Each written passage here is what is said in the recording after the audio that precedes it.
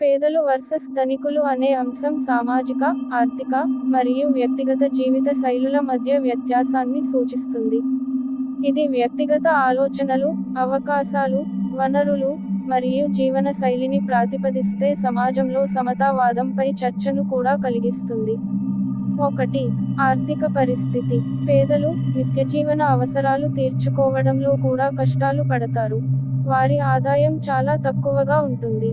ధనికులు అధిక ఆర్థిక వనరుల ద్వారా వారి అవసరాలను సులభంగా తీర్చుకోవడంతో పాటు లగ్జరీ జీవితాన్ని గడుపుతారు.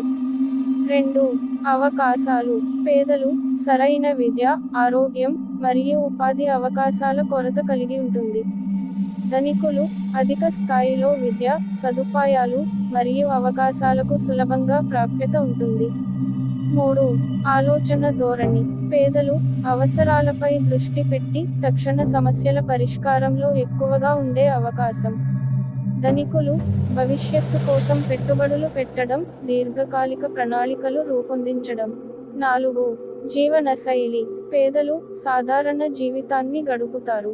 సరసమైన ఆహారం, బట్టలు, మరియు నివాసం వారి కష్టాల సూచిక. ధనికులు లగ్జరీ కార్లు, విలాసవంతమైన ఇళ్ళు, మరియు అధిక ఖర్చు జీవనశైలి. 5. సామాజిక మానవ సంబంధాలు ***. పేదలు కుటుంబాలు, సంఘంతో ఎక్కువగా కలిసిపోతుంటారు.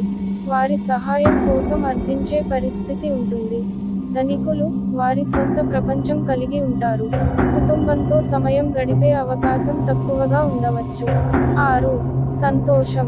పేదలు చిన్న చిన్న విజయాలతో సంతోషం పొందగలరు. ధనికులు విలాసాల మధ్య కొన్నిసార్లు ఆనందం అనుభవించడం కష్టంగా ఉంటుంది. 7. సామాజిక ప్రభావం. పేదలు సమాజంలో వారి గొంతు వినిపించడం చాలా కష్టసాధ్యం. ధనికులు అధిక శక్తి మరియు సామాజిక స్థానం కలిగి ఉంటారు. గమనిక. పేదరికం లేదా ధనికత వ్యక్తిగత ఎంపికల కన్నా, వాతావరణం, సమాజం, మరియు అవకాశాలపై ఆధారపడుతుంటుంది. సమానత కల్పించే ప్రయత్నాలు చేయడం ద్వారా ఈ వ్యత్యాసాలను